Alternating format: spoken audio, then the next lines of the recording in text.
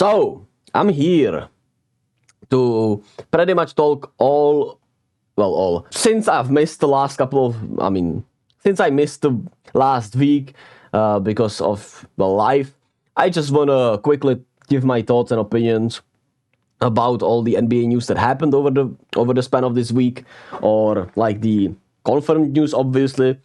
Speculations have been all around now because free agency essentially began, as teams can extend their guys.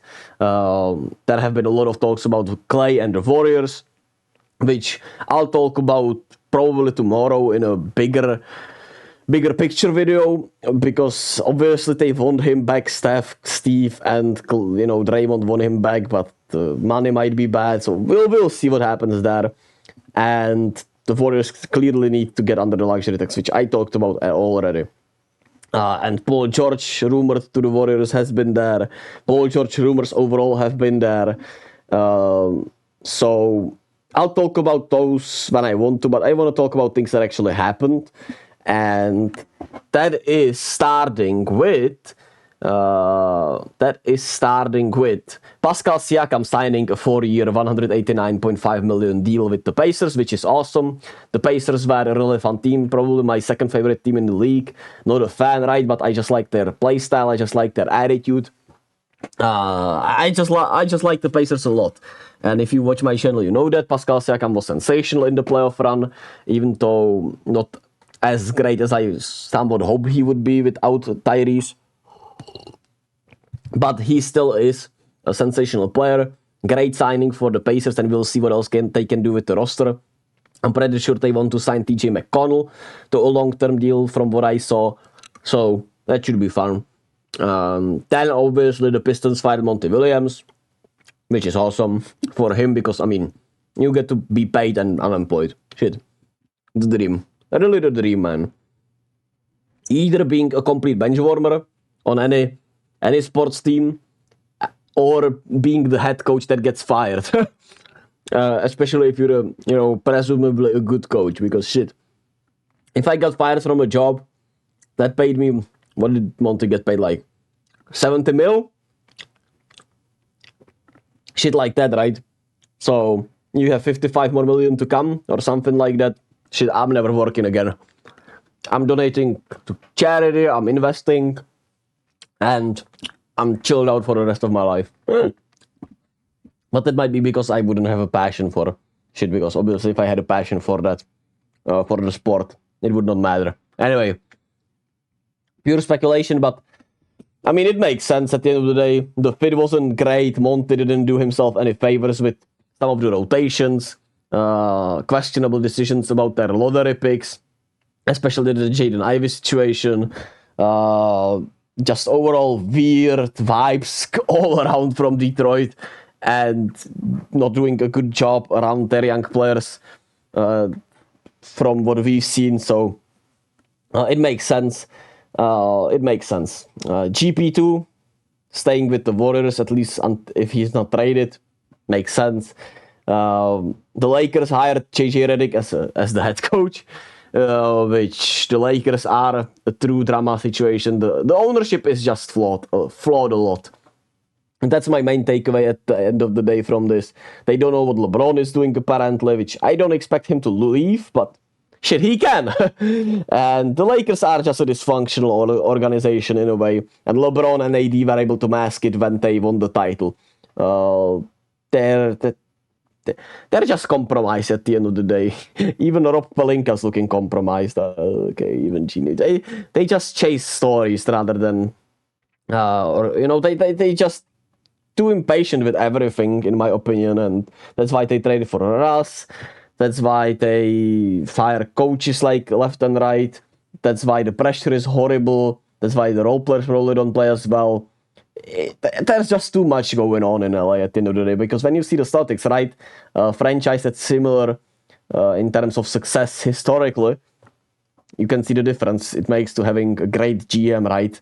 Porzingis, Derek White, the role players in there, the structure probably of the coaching, right? It just puts things into perspective at the end of the day. The Bulls traded Alex Caruso for Josh Giddey straight up. one of the weirdest trades I've seen.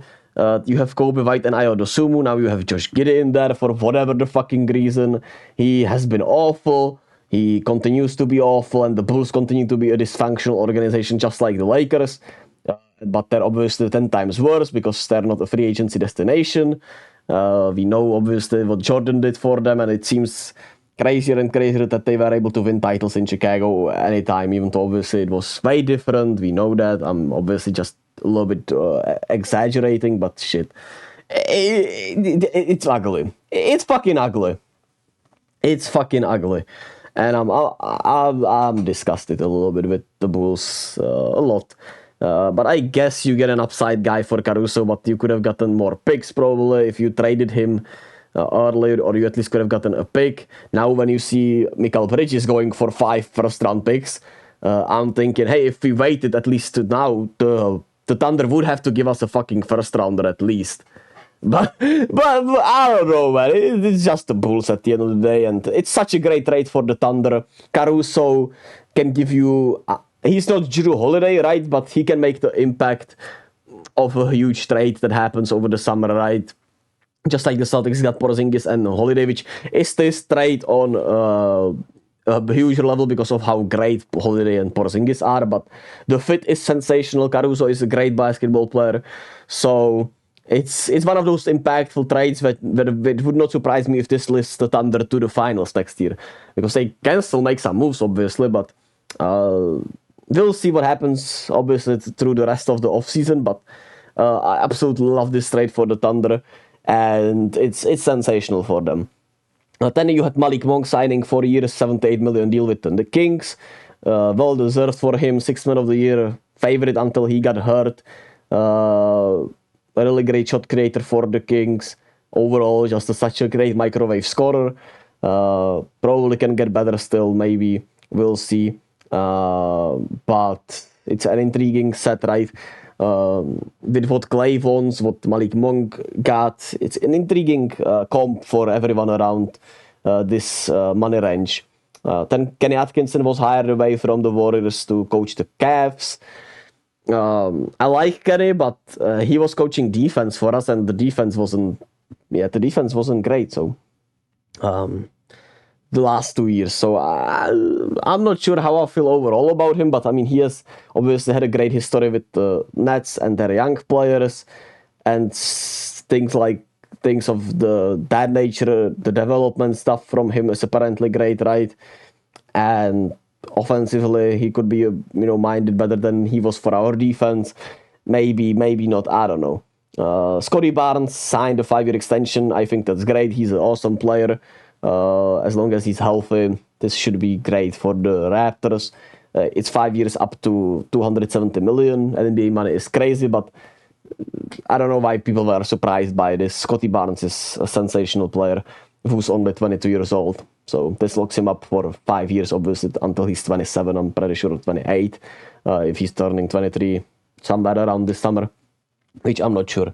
Then OG Anunoby declined the player option and is essentially holding the Knicks by their balls. Apparently, that was a report I saw. So OG, man, we'll see what happens with OG, actually. And now you have, obviously, Chris Finch to a 4-year extension with the Wolves, and that's it. And that's it for now. And tomorrow we have the draft, and we'll see what happens. Now,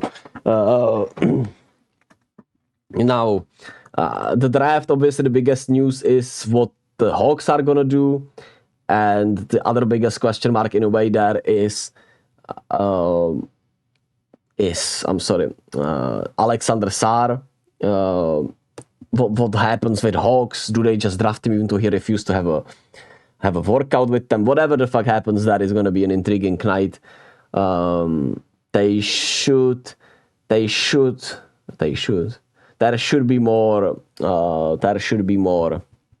More news to come, obviously, with the draft happening tonight, and I'll be here to cover it as always, and we'll see what happens then.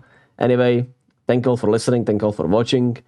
And yeah, be kind to yourself and to others as always. If you want to see me game, you can check out my other channel. And yeah, I'll talk to you all tomorrow, probably. Love you all.